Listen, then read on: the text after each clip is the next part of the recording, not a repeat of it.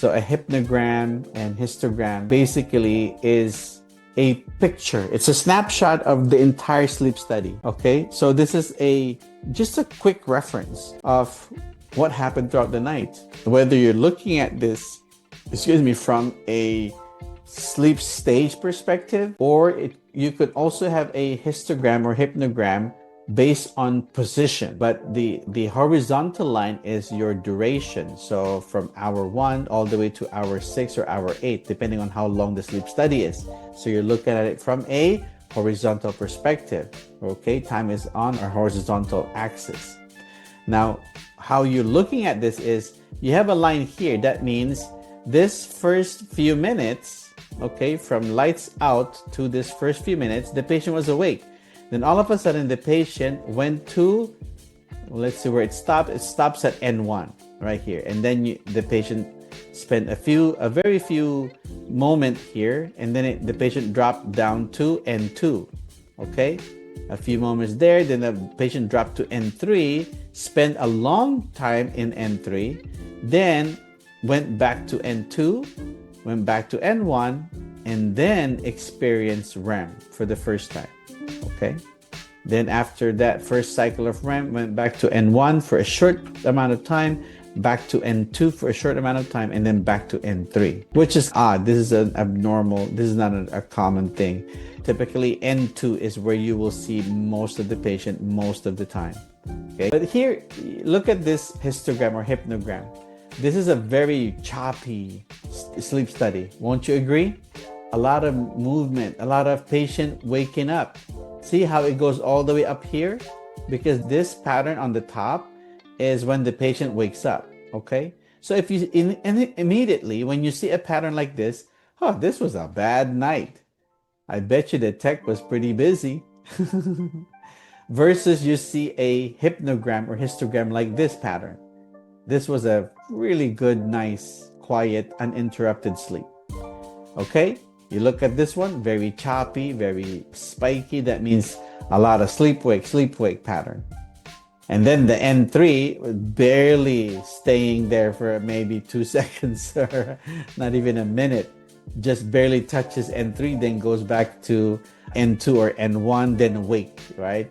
Back to N1, N2, then wake. So a lot of arousals, a lot of, what is it? Now, look how easier if this was colored. See my screen? Because here, usually REM is highlighted in red.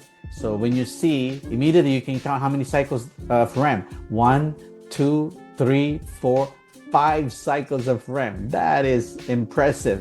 I wish we all get 5 cycles of REM. Okay, most of us will get 3. 4, we're lucky. But this is as an adult, and if you're a busy person, but if you go to bed and you sleep for 8 to 10 hours every day, you might get 5 cycles. Okay, if you don't have any apnea or any other sleep disorders. But 4 to 5 cycles, very good. Okay, and then you see immediately that the REM on the first cycle is a little short. The second one was a little bit longer, but was interrupted. So had an awakening. I wonder what the arousal was, right? Maybe this was a titration and had some mass sleep. But eventually, the patient went back into REM, again, prematurely, I would say, because typically you'll have 90 to 120 minutes increments for normal REM latency. So went to REM either a little bit prematurely, or this was either a questionable REM cycle.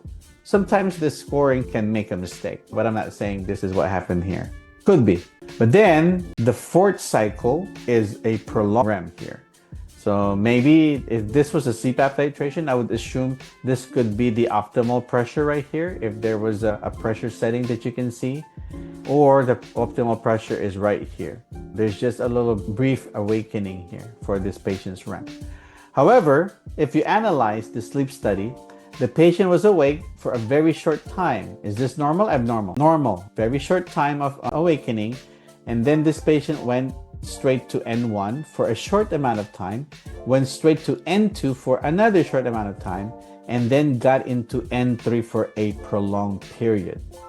So this was a good sleep, right? Maybe this patient is on CPAP or PAP titration and was able to go into deep sleep without any interruption. So if that happens, the patient usually ends up in deep sleep. And the normal sleep pattern for deep sleep is usually it occurs on the first 1/3 of the night. That's an exam question. N3 typically occurs, the very first set of N3 or first cycle of N3 occurs at the first 1/3 of the night.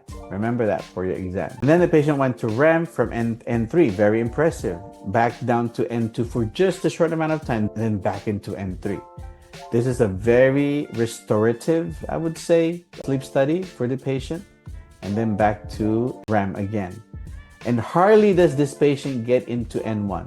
There's not too long of N1, and the awakening or waso is very minimal, very short. In the beginning, a couple of arousals here during REM, and then another arousal during REM. Then eventually the patient woke up and could not go back to sleep. And so the study was ended here. Okay? So if I was to look at this, is a very good normal sleep study, very treated. If this was a CPAP titration, I would say that I think the tech was able to find an optimal pressure based on this. Very minimal arousal, very minimal waso.